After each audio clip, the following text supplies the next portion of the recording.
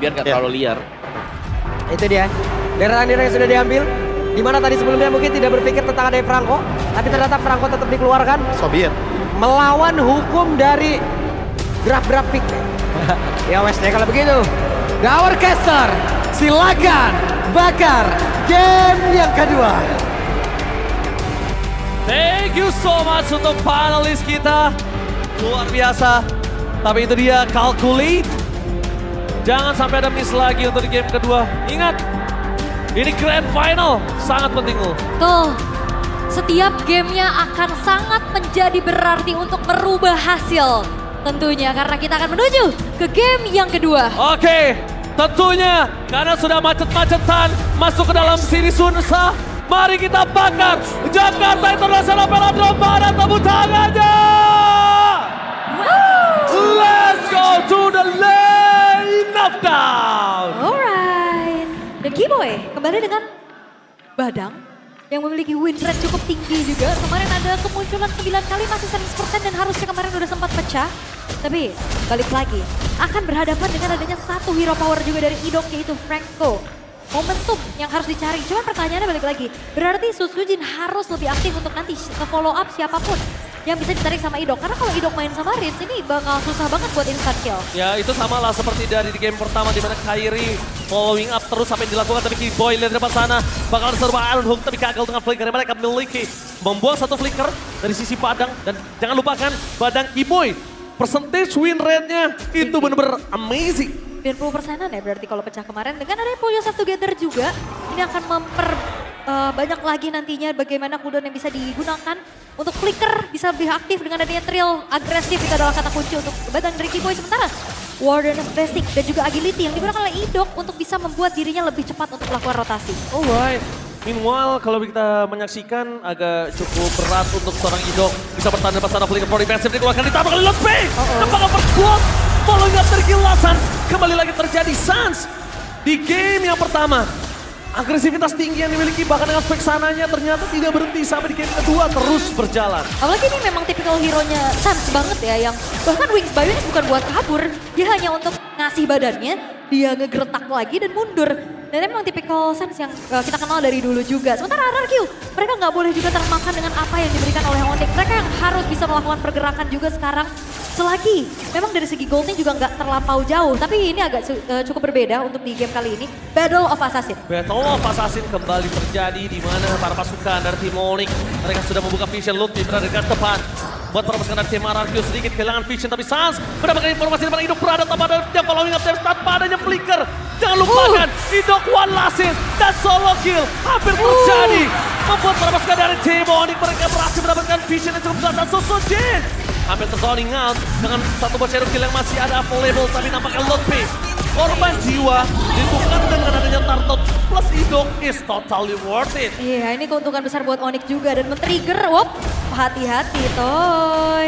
Yang sudah mulai memakan damage dari heavy crossbow yang ternyata juga cukup menyakitkan dan bahkan Savero belum ada keluarin ke arah sprintnya loh. Ya, dan bahkan ini informasi yang sangat mahal, tandanya tim Onyx gak harus menuju ke arah gold lane. Buat Ya. apa? Karena gold lane-nya sudah sangat unggul jauh. Iya, landingnya ya, dia strong juga, dia menang juga. Apalagi ada sharing EXP juga dari terminal yang sudah didapatkan oleh Onyx.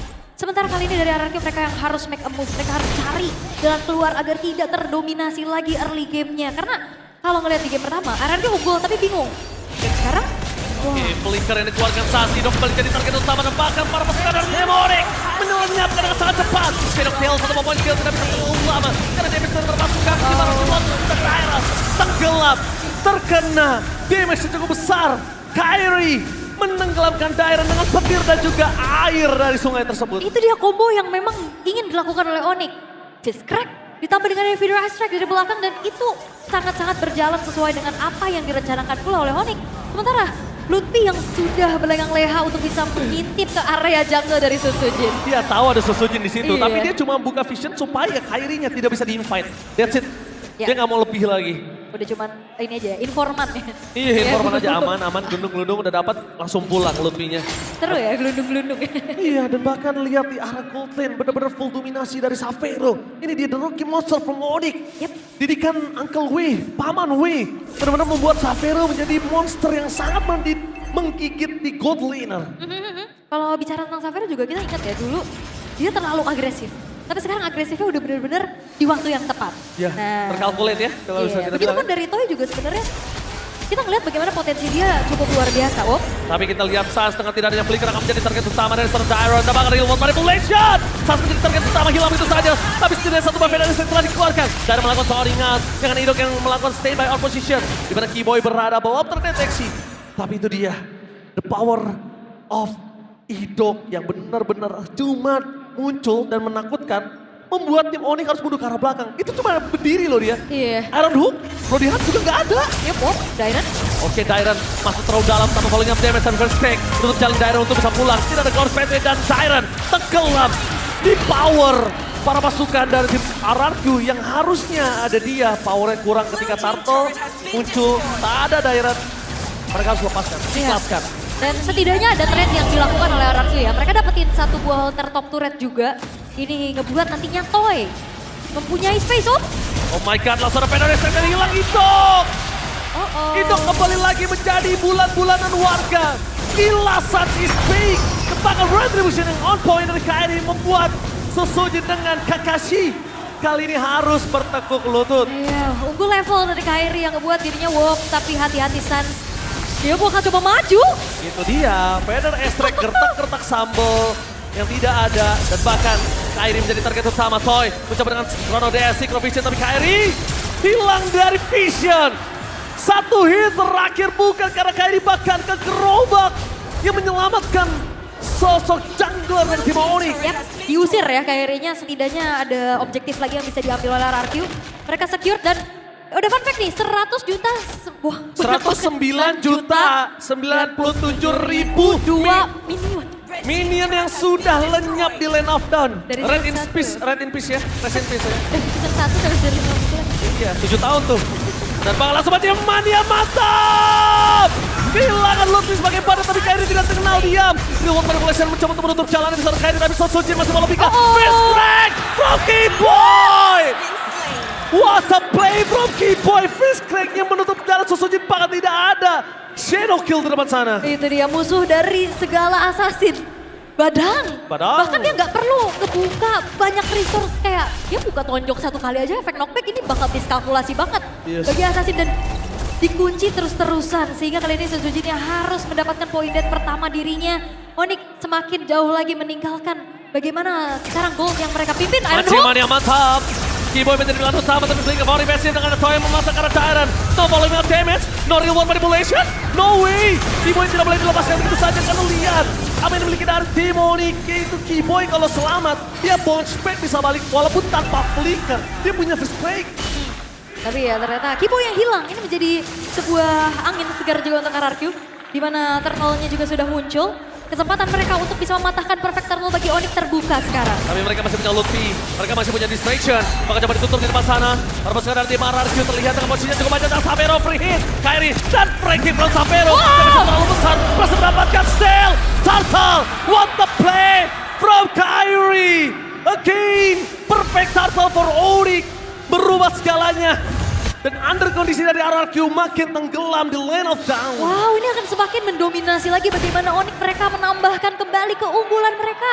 Dengan secure ke arah perfect turtle-nya. Bloodwing sekarang sudah diamankan juga oleh Sans. Dan bagaimana tidak damage dari Kairi sulit dibendung. Holy Crystal-nya udah selesai dan item defense magic dari RRQ cuma ada di Dairon saja dengan membeli buah Radiant Armor. Ya, tapi yang harus diingat oleh para pasukan dari tim RRQ, para raja muda mereka harus tahu reset yang cepat. Karena Onyx selalu melakukan hal tersebut, reset yang cepat. Dan ini yang dilakukan oleh RRQ, kalau tidak, memang ini best of 7. Tapi 4 game itu nggak banyak loh. 4 game itu nggak banyak untuk memperebutkan satu immortal. trofi MPL Indonesia. 4 game hitungannya berarti scrim satu pertemuan ya. Satu pertemuan, makanya gue bilang 4 gak game. banyak. Benar. Alright, dan kali ini RRQ mereka harus mencari lagi bagian momentumnya karena ini Lutfi juga ganggu banget, dia tabrak lagi Dairen-nya. Lutfi memang ditugaskan untuk melakukan zoning out dan lihat Dairen bahkan gak punya power atas Lutfi. Ketika kita tahu Lutfi ini menjadi badan untuk tim Onyx, sebaliknya Dairen menjadi badan untuk tim RRQ, bahkan bisa kita bilang Dairen adalah salah satu power initiate-nya RRQ. Tidak ada yang bisa dilakukan kalau Dairen-nya nggak bisa make a move. Iya, kayak tadi sebenarnya udah bagus ya. Dairen-nya pas ngeliat Sans-nya berdiri, dia langsung buka Burst Away dan dapat itu menjadi sebuah hal yang mungkin bisa dicoba lagi oleh RRQ. Tapi masalahnya sekarang udah mulai susah nih. Maksimalnya mantap! The Winter Crown berhasil membuat Kimo bertahan tapi dengan terus kita berfollow yang terbentak Kairi langsung fokus ke backline. Sama ada follow yang TMS dengan damage yang tidak dimiliki dari tim RRQ. Malah mereka yang terkocar kace. Maksimalnya mantap! Lebih target satu-satunya yang bisa mereka makan dengan segala damage yang mereka berikan. Tapi Onyx mereka punya positioning. Satu yang paling penting yang belum terpecahkan oleh RRQ, Kairi tidak bisa terikat. Iya. Dan tadi juga Rinse selamat loh, akhirnya gak ada trade point kill kan yang dilakukan sama Onyx-nya. Rinse selamat walaupun kena tetesan Feeder Ice Strike, tapi mungkin Hidoka yang udah mulai bisa ganti lagi gameplaynya karena tadi kita udah ngeliat Iron Hook. Terus juga dengan ada Bloody Hand. Kiboy! Ini shift power, targetnya sangat mahal. Toy langsung tenggelam di lautan dan bahkan kill yang dilakukan dari tim Onyx berhasil membuat mereka mendapatkan Lord yang pertama. Wah, dan angle tabrakan kembali terjadi. Tabrakan kembali terjadi, tidak ada nafas tambahan. Tapi kalau mereka following damage yang berbahaya adalah satu. Lordnya akan jadi sia-sia kalau mereka gagal. Ini Sans-nya lihat lagi-lagi ya. Terbang.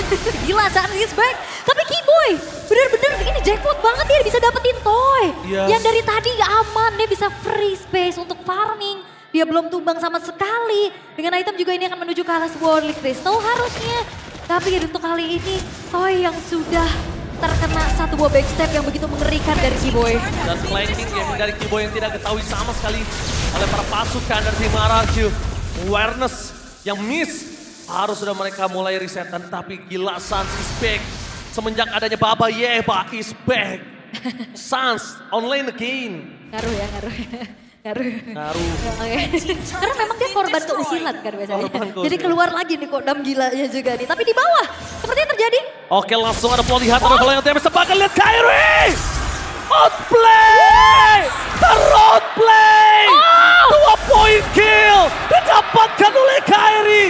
What the amazing jungler from Onyx berhasil mendapatkan permainan yang sangat luar biasa, split push yang digagalkan, tapi 2 point kill taruhannya gak worth it untuk RRQ. Ya sekarang memang levelnya juga jauh banget. Kairi sudah level 15, 1 versus 2, what an outplay. Yang akhir membuat RRQ mereka hanya sedikit mendelay waktu saja. Itu dia. Agar Lordnya tidak kembali dikawal oleh Onyx. Tapi dengan zaman pos yang dikeluarkan para pasukan dari tim RRQ, mereka mencoba melakukan defensif Lutfi menjadi target utama menuju secara race. Tapi body block dilakukan Lutfi sudah cukup enough. Dan bahkan para pasukan dari tim Onyx dengan 7.600 gold difference. How come RRQ mereka harus farming terlebih dahulu, tapi permasalahan maksimalnya mantap. Sans tidak berhasil tumbang. Dan itu dia Wings by We save the day for this time. Meanwhile Kairi hampir saja menemukan dengan 1 poin kill tambahan. Dan antara jauh untuk pulang. Mencoba untuk maksimalnya mantap. Ketika minion dan Sosojen. Shadow kill. Dan Sans. Gila Sans. Kembali lagi ke pertempuran. Dengan final wrestling yang dimiliki. Dapatkan shutdown. Gila, Sans is back dan Onyx. Ini gila semua kayaknya. Targeting mereka begitu optimal dan apa yang ingin dilakukan oleh RRQ terlihat seperti semuanya sia-sia. Bahkan bukan hanya sia-sia, terlihat semuanya kayak serba salah. Betul. Dan bahkan lihat fokus ke arah best turret dengan Savero damage yang cukup. Tapi dengan mancing money yang mendengar Lutfi, mereka sadar dengan adanya Sasa juga Savero, mereka tidak akan melepaskan Lutfi. Ini dia, Lutfi, astaga Lutfi untuk RRQ menjadi masalah besar. Benar. Dan juga ini Savero, lambat laun akan menjadi sebuah hal yang akan mengerikan untuk RRQ. Karena tadi splash damage dengan adanya Force of the Queen dan juga Heavy Crossbow. Ini sangat-sangat mampu untuk bisa mengacak-acak lini depan, terutama bahkan yang diharapkan menjadi lini depan adalah Dairen. Dairen aja kena armor break. dia udah babak belur banget Udah bonyok. aslinya. Itu yang sempat saya bilang. Dengan power pick mereka terhadap Dairen. Tapi lihat Dairen terbuka positioningnya. Visionnya cukup jelas. Membuat Dairen akan dilenyapkan dengan sangat instan.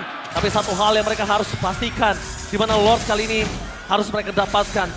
Mid lane terbuka dengan sangat bebas. Dan hand came by Samsung Galaxy S25 series. Wah ini tangannya Kyrie ya. Harusnya Lihat ya. sebagaimana cepatnya juga dia memberikan basic attack skill demi skillnya. Bahkan sambil geser-geser pet tapi karena aman keadaannya nggak ada kontes. Dan karena kali ini Onyx mereka gak akan tinggal diam, mereka Tapi tabrak lagi. lihat Lutfi menjadi badan tepat di blok menuju ke arah satu poin kill yang sangat kali dong. Sabarnya ini setahun tapi Kyrie benar-benar kunci ke arah backline. Fokus ke arah base, gak boleh apa-apa terjadi. Dan ini bencana.